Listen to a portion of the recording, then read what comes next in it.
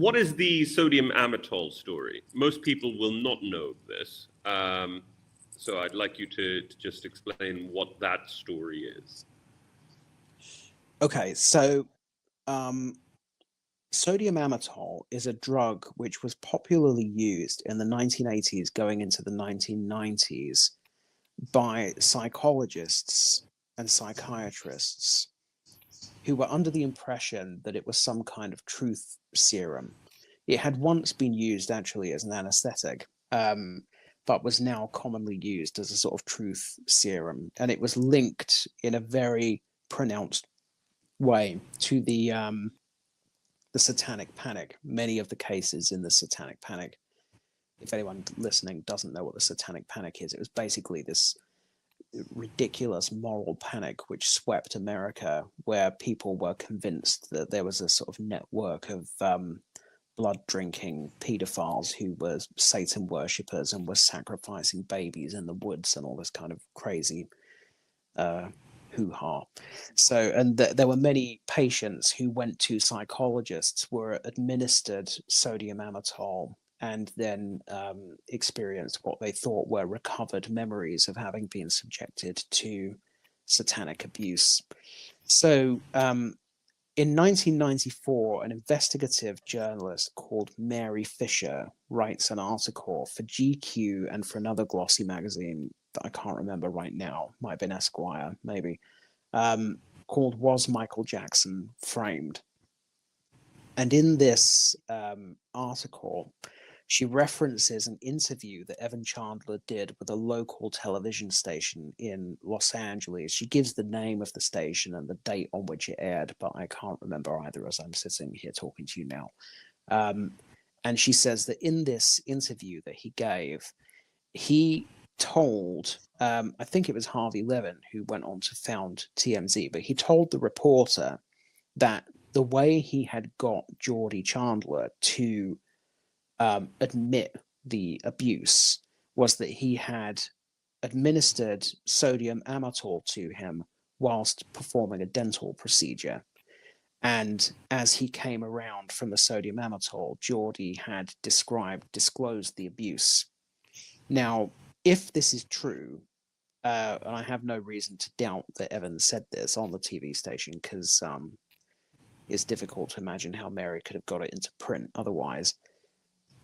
It is very significant because sodium amytal is actually linked to false memories. So many of the accounts of satanic abuse, for example, which were recovered due to sodium amytal, unsurprisingly, were not true. I mean, there's this whole thing about people in the woods wearing cloaks and sacrificing babies on an altar and all this. I mean, it was clearly ridiculous.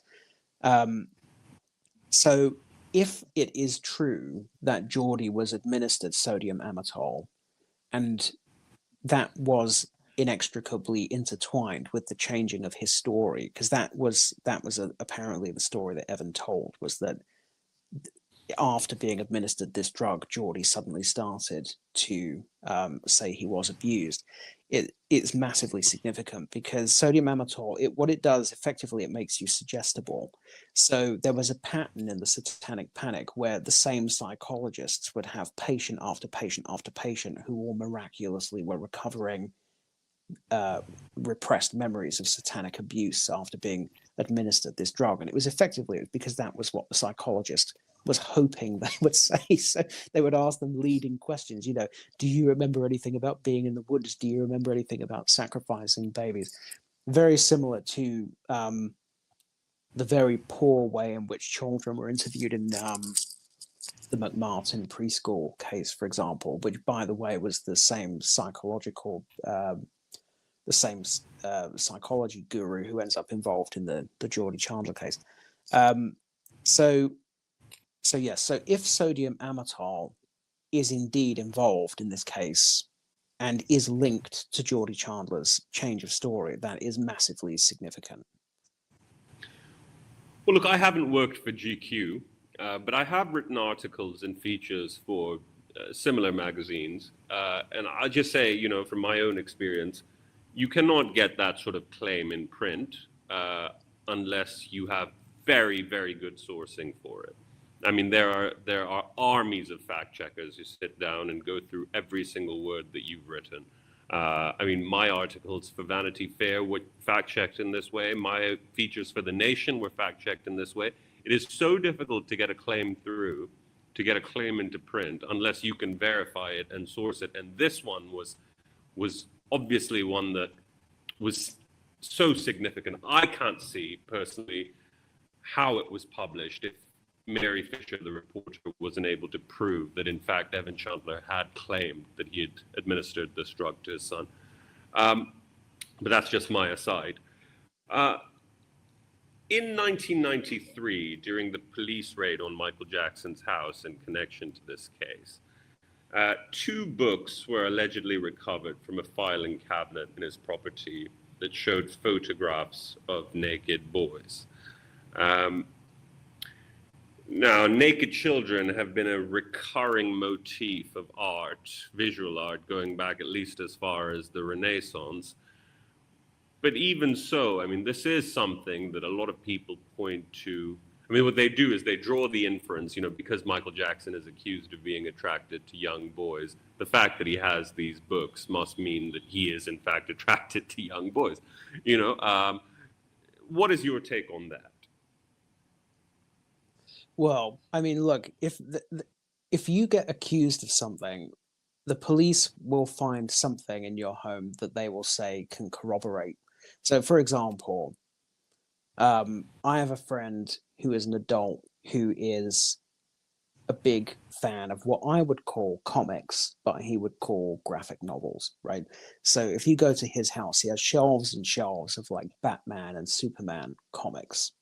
If he was accused of child molestation, the police went into his house, what they would do, I guarantee you, is they would say, when we went into his house, he had hundreds of superhero comics which were clearly there to entice children.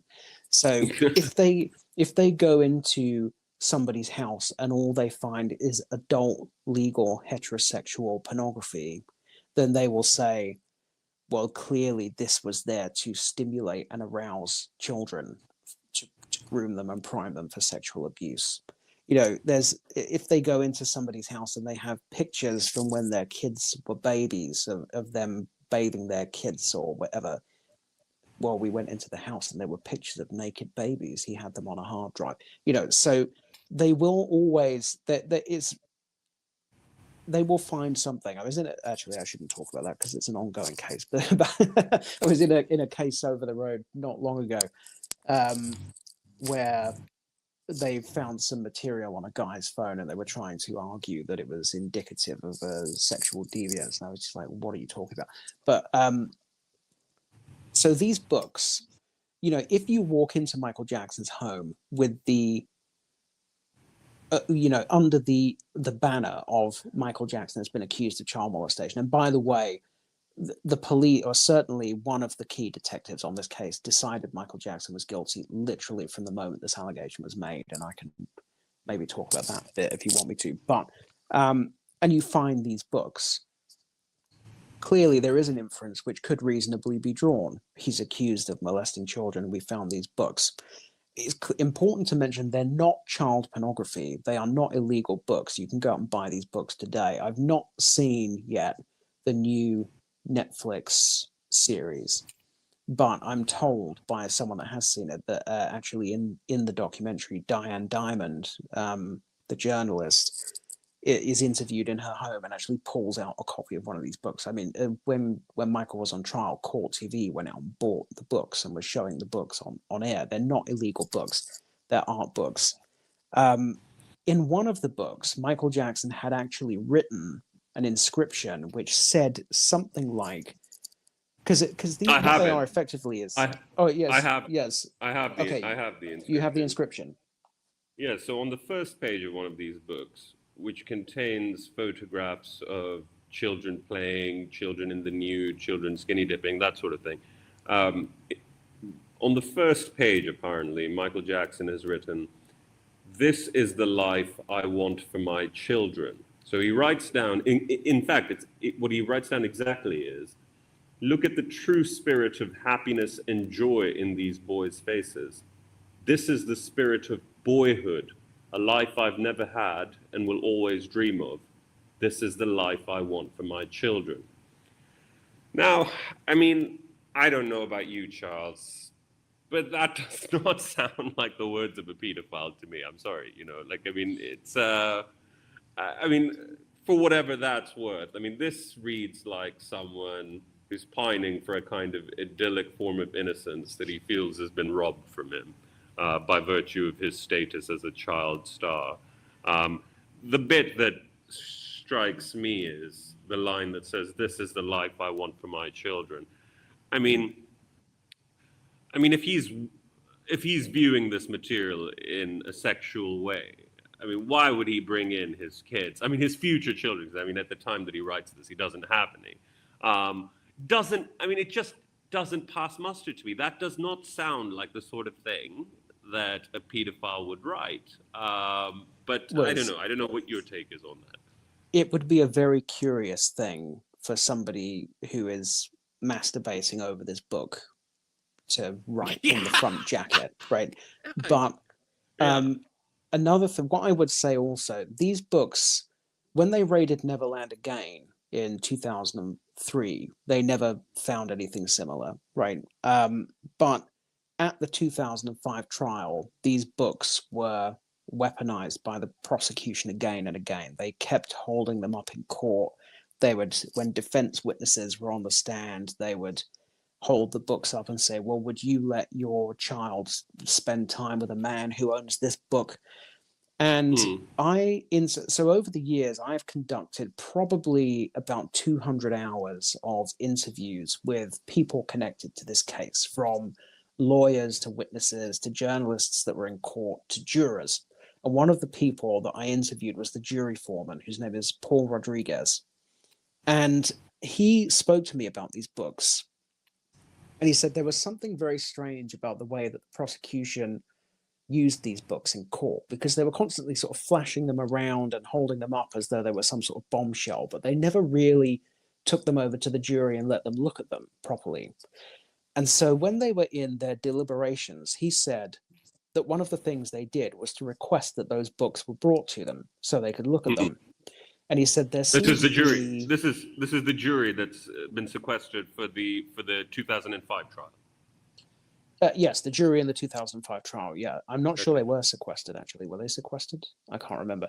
But I don't think they were sequestered. But so anyway, they requested that these books be brought to them, and he said there was a real reticence. He said they kept asking for these books and nobody was bringing them.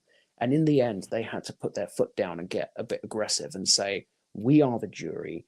We are entitled to see the evidence in this case, and you need to bring us these books. We want to see the books. And he said that when the books were delivered, they started looking through them and they were like, what, is this it?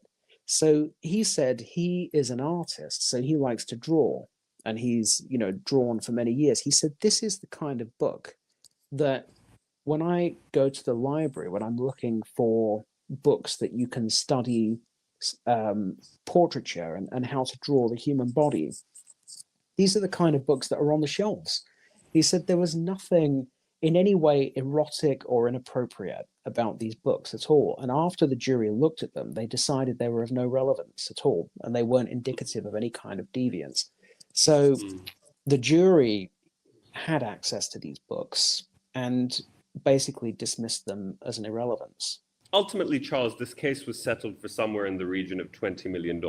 Now, there are many people who will say that you wouldn't pay that kind of money to an accuser if you weren't guilty of abusing them. What are your thoughts?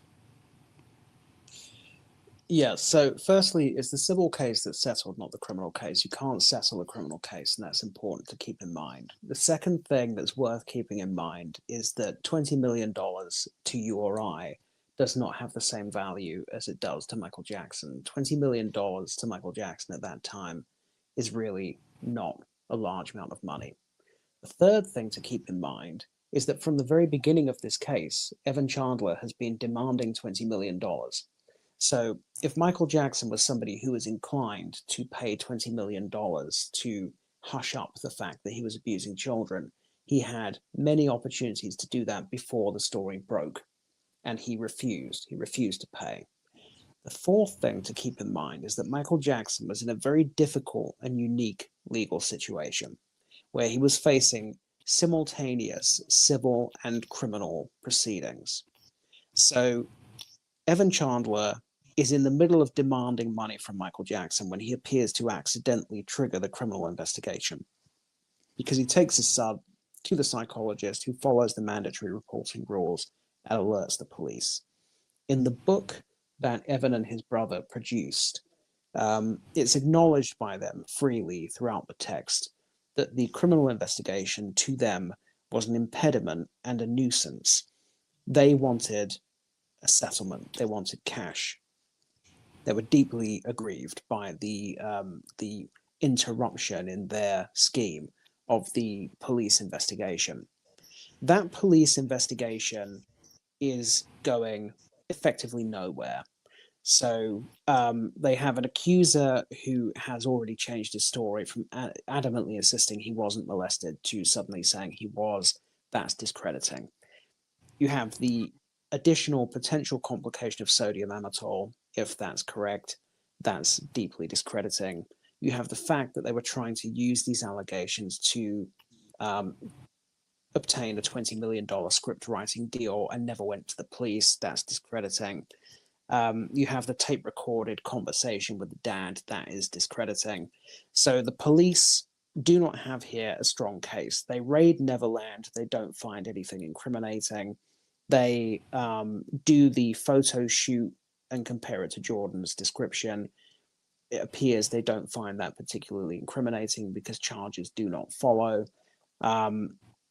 They travel around speaking to other kids who Michael Jackson has spent time with, who insist that Michael Jackson has not done anything inappropriate with them. And in fact, they were resorting to quite outrageous tactics to do that, because they were there was a formal complaint that was made on behalf of the parents of a number of these children who were upset by the very aggressive way in which the police had spoken to their children. And it turned out the police had been going around lying to children. They'd been going to children and saying, we know Michael Jackson molested you because we have pictures, we have video, we have evidence. We went into Michael Jackson's home, we found naked pictures of you.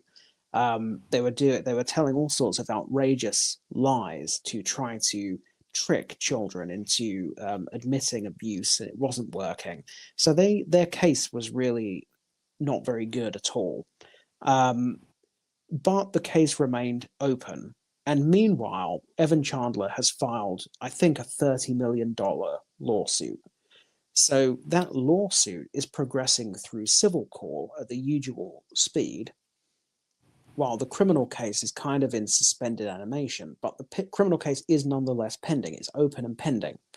Now, for Michael Jackson, that represents a constitutional crisis, because the civil court gets to the stage where it orders that he be deposed, which means he has to produce his defense. He has to give his defense to the allegations.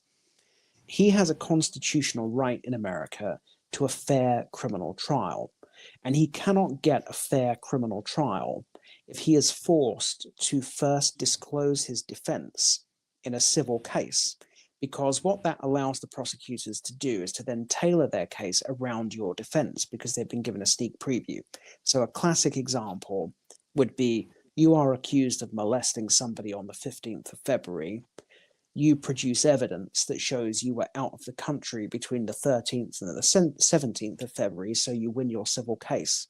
But now, suddenly, you find on your criminal indictment that you're accused of molesting the person on the 18th of February, because they now know when your alibi is, and they've circumvented it. They've created a case to get around your defense, which is why it's totally outrageous and unfair to expect somebody to give away their defense in a civil case where all that's on the line is their reputation and their money, which effectively hobbles them when they come to a criminal case, which if they lose that, they're going to prison. So Michael Jackson is faced with a situation where he is being ordered to give away his defense, and his lawyers go to court again and again and fight to postpone this. They say, please don't make him give a deposition. It's extremely unfair when he's facing a potential criminal trial. He needs to preserve his defense for the criminal trial. But the judge effectively says, well, I can't keep suspending the civil case for a criminal case which may or may not ever come to fruition. So he orders Michael Jackson to be deposed. The lawyers try several more times to get that decision overturned.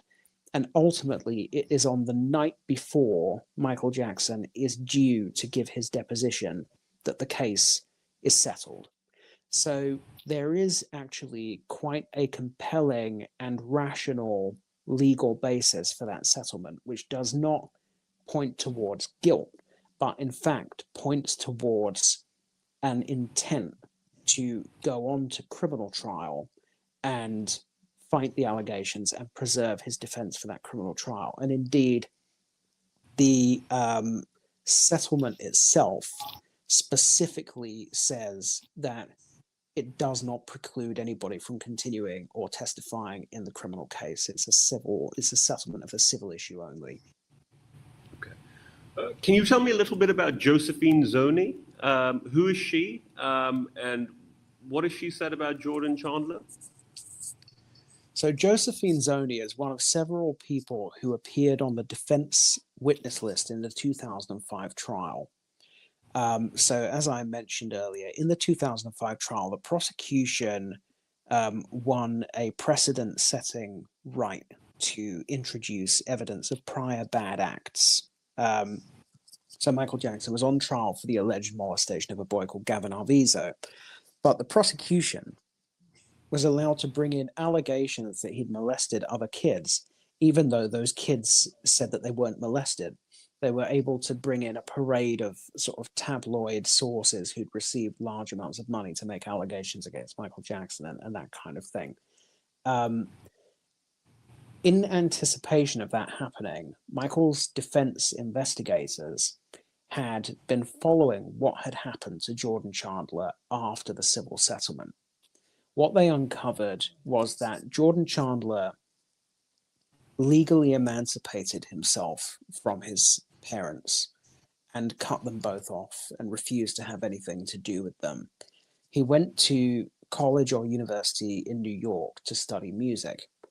And there, the defense investigators found a number of witnesses who were prepared to testify that Jordan Chandler had made comments and engaged in behavior which was indicative of a disbelief that Michael Jackson was a pedophile.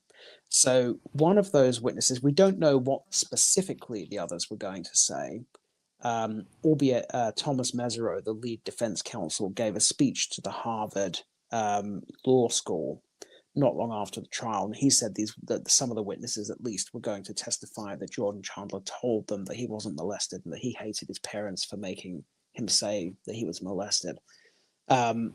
But what Josephine Zoni is the only one of these witnesses who has publicly spoken. She spoke in a film called Square One, which I participated in. I was interviewed for that film. And she told her story. And her story is that she encountered Jordy because they were enrolled in the same music program at NYU. And that during the currency of that program that they were involved in, the Martin Bashir documentary aired, and there were a series of discussions in class or in meetings about that documentary, and that in those discussions, Jordan Chandler chimed in without being asked and said that he didn't believe that Michael Jackson was capable of molesting children, and that he felt the documentary was unfair. So that's broadly speaking, that's the gist of what Josephine Zoni says. Okay. So just, I mean, just as we round out this show, I mean, I guess one of the things that I frequently think about when it comes to the Chandler affair is that, at least in my experience of reading about people who are guilty of serious crimes like the ones that Michael Jackson was accused of, what they seem to want to do generally is to pretend that they never happened, right? I mean, they go out of their way to sort of want to expunge them from the record. They don't really like talking about them. They don't really like mentioning what they've been accused of. But that's not what Michael Jackson did throughout the 90s. I mean, we had a string of angry songs and music videos that allegorized the Chandler case. If you watch the music video for Ghosts, it seems to me to be a pretty thinly veiled allegory for the entire ordeal.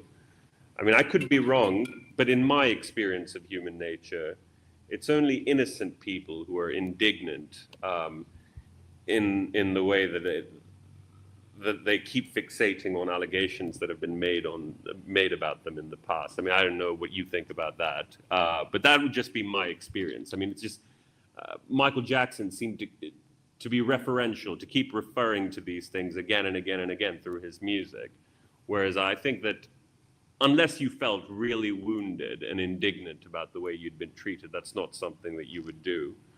And also, I mean, I guess another thing that I would say about this is that I think, and this may be controversial, but I can't help but think that no matter what the truth is, the Chandler family, I mean, these are some pretty unscrupulous characters. And I'll tell you why I say that, Charles. I mean, you know, either they lied and extorted Michael Jackson for large sums of money, in which case they're deplorable people, or they took money to shut up and allowed a child abuser to roam free so that he could potentially harm other children. You know, I think there are only two possibilities here, right? So either they're extortionists or they endangered the public. Either way, these are pretty bad people. I mean, paradoxically, I would have a better opinion of them if it was the former and they were just extorting Michael Jackson for money, because then they would only have ruined one life, right? That of Michael Jackson, as opposed to endangering the lives of several other children. So whichever way you cut it, I think these are bad people. That's just my take on it. I don't know if you want to weigh in. I think that's a reasonable view. As to your first point, as I mentioned earlier, I work in court mostly. I'm a crime and investigations journalist here in England, and I'm in court pretty much 5 days a week, every week of the year. And my experience is that defendants who have been wrongly accused are they tend to be happier to see a journalist in court than somebody who's not been wrongly accused. So a few months ago, I was covering a trial where a guy was accused of molesting. He was a teacher. He was accused of molesting a student. And he came up to me in court. I thought, oh, here we go. Yeah, I'm going to get threatened or something. But he said, are you going to be here for the whole trial, or are you just here today? And I said, I don't know. It's up to my editor. I go where my editor tells me to go. And he looked sort of crestfallen. He said, I could do with you being here for the whole trial, really, because there's a lot of police misconduct in this case, and you're not going to believe it when you hear it. And as he was saying that to me, I thought, well, this guy is clearly not guilty, because no guilty person goes up to a journalist and says, could you come to some more of my trial, please? So, and he was acquitted of the counts on the indictment.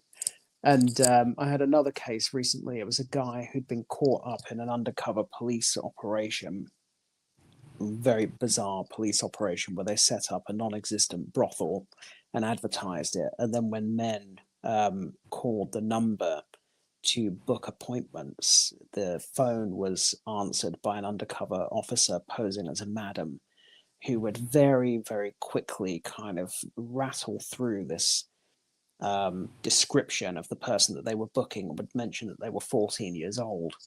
And then if a man booked an appointment and showed up for it, they were arrested. And this guy, he was adamant. He was saying, I thought she said 40, not 14. I thought she said 40.